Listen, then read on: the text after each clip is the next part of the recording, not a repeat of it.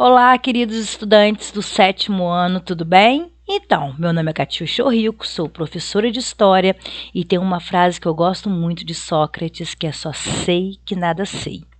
Mas o que eu sei é que para a gente poder entender história, a gente tem que começar lá no início, fazer nossas anotações, fazer nossos registros, linha do tempo, mapa mentais e uma outra situação. A gente tem que ter o nosso apoio, o nosso livro didático. Então, nesse período de pandemia, em que a gente está precisando fazer essas aulas à distância, essas APNPs, eu estou utilizando esse livro didático para a gente poder realmente conseguir entender bem profundamente essa expansão marítima. Já fiz um vídeo de expansão marítima que está lá no canal, Expansão Marítima Europeia, só que hoje eu vou estar falando especificamente dessa parte portuguesa nesse continente africano, na África e na Ásia, certo? Então vem comigo e vamos tentar entender. Então, a África antes dos portugueses. Uma coisa que a gente precisa ter bem em mente é que muitos alunos ainda confundem a África achando que a África é um país, né? A África é um continente gigantesco. E que antes de algumas leis, o que vinha para a gente de história era essa história europeia, desse ponto de vista europeu. Hoje não mais, hoje o nosso livro didático ele já traz essa visão do antes. Então, antes desse continente inteiro sofrer essa influência dos portugueses, dos europeus, o que lá existia, né? Lá já existiam grandes sociedades organizadas, vários reinados. E uma coisa que é muito interessante da gente ver é a diversidade, né? A diversidade cultural, a diversidade plural, como que esse povo tinha religiões diferentes, né? Porque a gente está acostumado pela Idade Média de vir numa religião única, o catolicismo. Lá tinha uma diversidade religiosa. Então a gente vai ver esse povo com essa visão agora do antes dos portugueses e durante os portugueses nesse continente, ok? Então existia um rico comércio entre os povos da região do Saara, né? Porque tem o deserto do Saara. Então nessa região do Saara e do Sahel tinha um rico comércio, as rotas comerciais, e eles eram intermediados pelos árabes, os árabes islamizados. E aí é importante também a gente entender essa questão religiosa, certo? Vários produtos existiam lá e eram comercializados. Nós de cola, que era tipo um energético, o sal, ouro e escravos. Eu vou estar falando mais profundamente sobre essa questão dos escravos e como que se percebia esse escravo nessas regiões, certo? Em torno das rotas transarianas desenvolveram várias cidades, né? Porque era o centro de comércio. E hoje são Níger, Nigéria, Chad. Então esse rico comércio ele vai ajudar nesse desenvolvimento de diversos reinos dentro do continente africano, com influência nesse mercado árabe muçulmano. Então, aí vem um mapa, e nesse mapa a gente vai perceber agora, fazendo essa leitura desse mapa, nessa legenda, observem bem, de marrom, são mais de 90% muçulmano. De rosinha claro, de 50% a 90% muçulmano, um rosinha mais escuro aí de 30% a 49% muçulmano. Então, a gente vai ver essa difusão do islamismo na África. E então a gente percebe o que com isso? Essa influência, né? Essa influência dos árabes, do povo árabe no continente. E nas áreas sul, que estão de branco, a gente vai perceber que não há essa influência islâmica.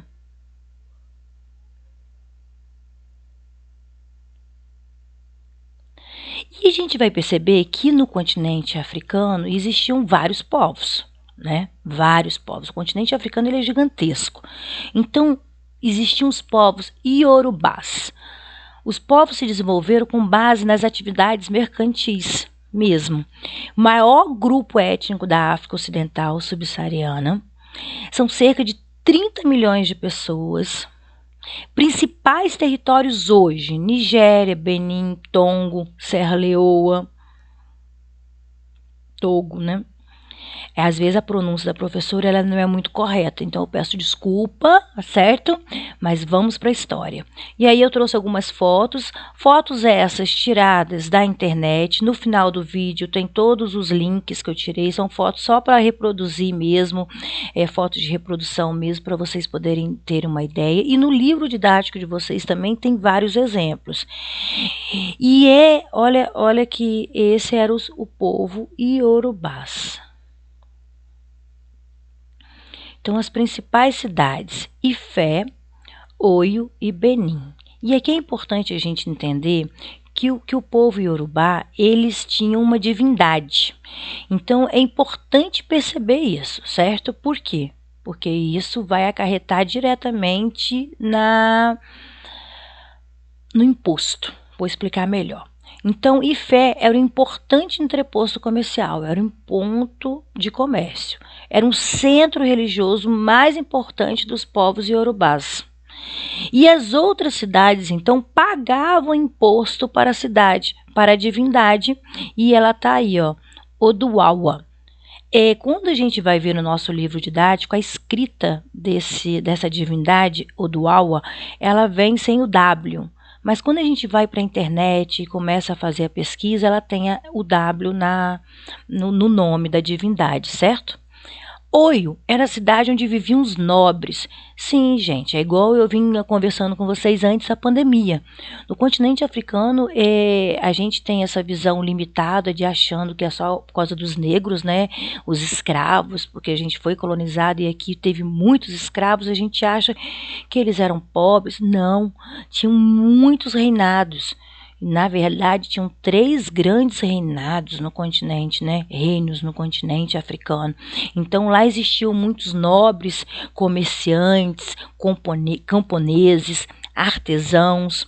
Então, sua urbanização, arquitetura, metalurgia impressionou os europeus. Tanto impressionou os europeus que quando alguns negros vieram para cá, eles já vieram para cá com essa intenção mesmo, porque como eles sabiam de mineração, nada melhor do que uma pessoa que sabe mais do que a gente para poder fazer a questão da exploração nas colônias. A intencionalidade. Então, Benim, ela foi fundada no século XIII. A maioria da população era formada por povos edos. Ela se expandiu militarmente, chegando a ter 200 cidades e vilarejos sob seu domínio, porque a intenção mesmo era o quê? Era ter o domínio das rotas, porque tudo girava em torno das rotas comerciais. Tinha também os povos bantus. Era um conjunto de povos concentrados por afinidades linguísticas. 1000 a.C., os bantus começaram a migrar das regiões dos montes Adamawa, que hoje é Camarões, para a região sul do continente. Então, aquela região onde que a gente viu que não tinha influência lá no mapa, lembra do mapa? Onde que a gente viu que não tinha influência islâmica. Hoje, são as regiões de Angola, Congo, Camarões, Gabão, Uganda, Namíbia, Moçambique. Olha aí uma foto representando os povos. Os povos bantus Congo-Angolas. Isso aí tem uma ligação direta com a gente, vamos entender. Surgem no final do século XIII no reino Congo. Ocupava o território atual de Angola, República do Congo, República Democrática do Congo e Gabão. Quais eram as principais atividades? Agricultura, criação de animais, produção de tecidos, de ráfia, produção de objetos de marfim, que foi extremamente explorado e vendido na Europa, cobre e coletavam também o zimbo. Estabelecem relações diplomáticas com os portugueses fornecendo escravos. Então essa aí é a grande diferença dos povos bantus, o Congo-Angolas. Eles estabeleceram essa relação diplomática com os portugueses e eles forneceram escravos de uma forma lucrativa. Então a maioria dos escravos brasileiros vinham dessa região. Então os Congos-Angolas. E aí eu volto para vocês naquele mapa. Lembra do mapa que a gente citou a predominância do islamismo? Então vamos ver. Olha para a parte oriental. Na costa oriental do continente, a população de Sualis, que fazem parte do povo Bantus, porém eram multicultural. O que significa isso? Eles se misturaram com os árabes, os indianos, os persas, os chineses. Então, os Suailis, eles faziam parte do povo Bantu, por causa da questão linguística, mas eles já eram multicultural, porque houve essa mistura. A economia era toda voltada para a exportação, resina, especiarias, marfim, chifre de rinoceronte, madeira, ouro, ferro, escravos. Comercializavam com os mercados árabes, indianos e chineses. Praticavam agricultura, pecuária e a pesca como principais atividades de subsistência. É importante também a gente falar que para o povo, para esse povo, essas economias que eles tinham, esses produtos que eles tinham, para eles tinham uns montes. Mas para os europeus, para os portugueses, eles fizeram grandes fortunas com isso, porque era caríssimo, né? Na Europa era extremamente valorizado, era raro chegar essa especiaria, esse marfim, essa madeira, esse ouro, esse ferro, esse escravo que era um escravo diferenciado, porque tinha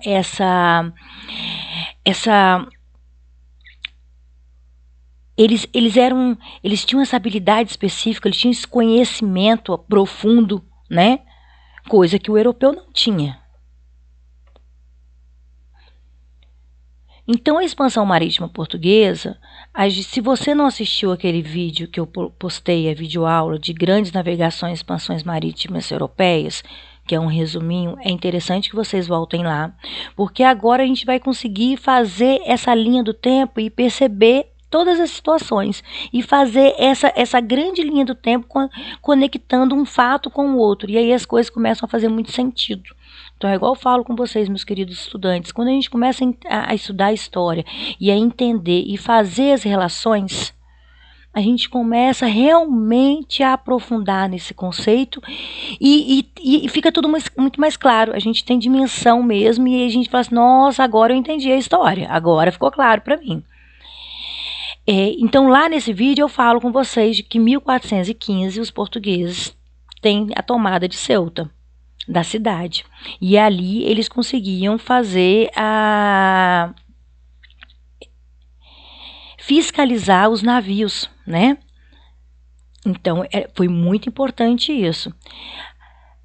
Os portugueses, eles estavam sempre em busca do quê? O caminho das Índias, busca das especiarias asiáticas, uma série de expedições em busca de ouro, porque o ouro africano ele foi muito explorado, e a descoberta de comércio de escravos, lucrando muito, porque o que acontece? Quando os portugueses começaram essa expansão, essas grandes navegações, o objetivo inicial era o quê?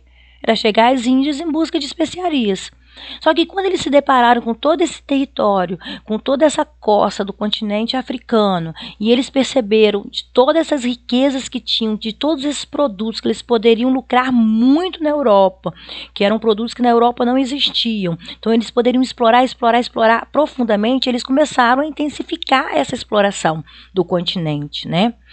E outra situação, que agora ali embaixo está mostrando para vocês, é a questão da religião.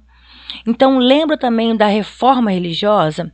Vou estar postando o link aqui também agora para vocês. A reforma religiosa e a contra-reforma. Então, olha como que um conteúdo, igual eu falo com vocês, tem tudo a ver com o outro e como uma é o porquê, o outro é a consequência e um é consequência do outro e a gente vai fazendo as ligações entre um e o outro.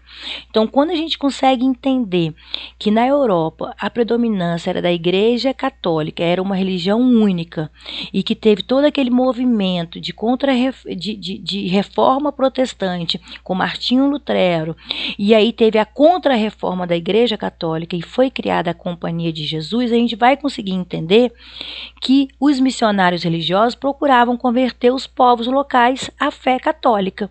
Então, eles também vão nas expedições com os portugueses, os missionários, percorrendo todos os pontos onde os portugueses estão marcando o seu território. A gente vai falar agora das feitorias, né, e das capitanias hereditárias, e eles vão com o intuito de quê?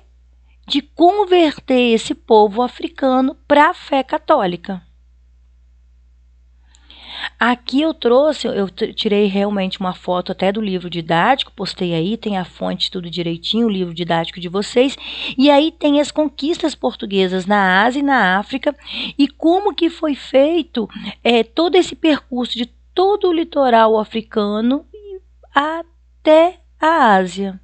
Olha que eu acho muito interessante, eu sou apaixonada em história e como as sociedades vão se desenvolvendo. Comércio e exploração, lógico. Então, como vimos no mapa, os portugueses começam a explorar a costa ocidental em busca de ouro. Surge a questão dos escravos e também acham os produtos diferentes. E aí eles começam a perceber nisso possibilidade de ganhar. Então, os produtos diferentes seriam sal, pimenta malagueta, ferro, tecidos, marfim, que eram produtos que na Europa não tinham. Então, olha. E aí as feitorias, igual eu falei com vocês. Para negociar com o povo local, reis e líderes africanos e permanecer no continente, os portugueses tinham locais onde estocavam e negociavam mercadorias que eram protegidos por guardas. Então, o que acontece? Os reis e líderes africanos, eles não permitem a exploração dentro do continente. Então, os portugueses, o que eles faziam? Faziam feitorias. Feitorias eram galpões gigantes, onde ali eles tinham, eles estocavam todos os produtos e eles faziam negócio e negociavam com os reis, com os líderes locais, os escravos, as mercadorias. Isso era chamado de feitorias. E aí começa a ter um monopólio português. Os portugueses dominam e expulsam, literalmente, os árabes, indianos e chineses e dominam esse comércio africano. E as feitorias, elas foram se expandindo porque é um monopólio, então a gente vai ter a Fortaleza de Arguim, o Castelo de São Jorge de Minas, Goré, Luanda, Benguela, Ajudá, Bissau. Então eles vão realmente se empoderando ali em todo o continente. Enquanto não chegava ao Oriente, que era a busca das especiarias, a expansão portuguesa ela continua. E ela consegue 2 pontos muito importantes na evolução dessa exploração portuguesa, que foi em 1446 em Guiné e em 1461 em Cabo Verde. Ao mesmo tempo que a coroa portuguesa manteve essas viagens em direção ao Oriente, obteve lucros com a exploração da África, e muito lucro, e põe lucro nisso. Os portugueses conseguiam ouro, marfim, pimenta malagueta, corante e escravos, e foi, queridos, como eu já falei com vocês, em troca eles davam trigo, tecido, armas, ferramentas. Trigo, tecidos e armas, ferramentas eram produtos que na Europa tinha muito. Então, eles lucravam muito com isso.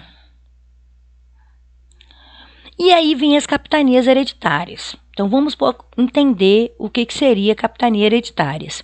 No início da ocupação, a coroa portuguesa não tinha recurso para se manter nos locais.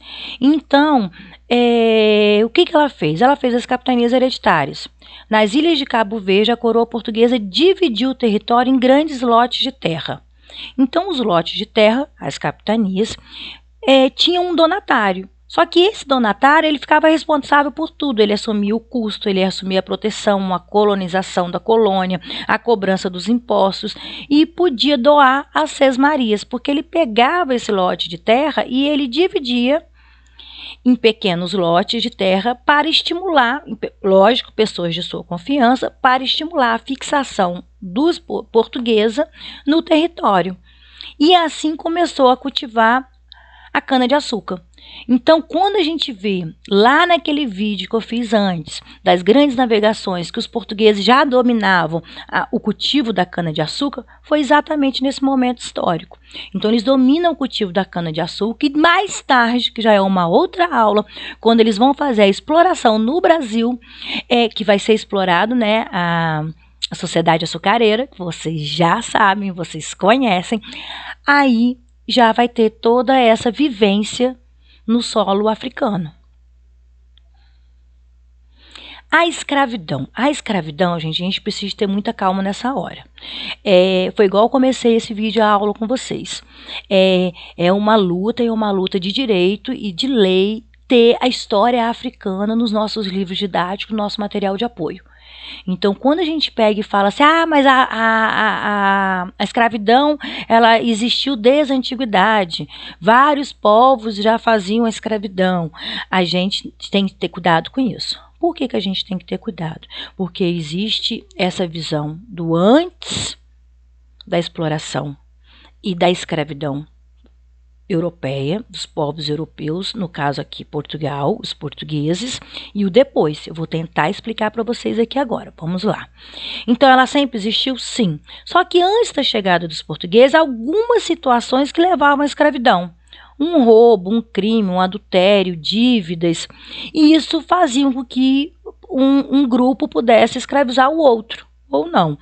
A guerra entre aldeias. Só que antes dos portugueses não se lucrava com a escravidão. Então, esse é um ponto.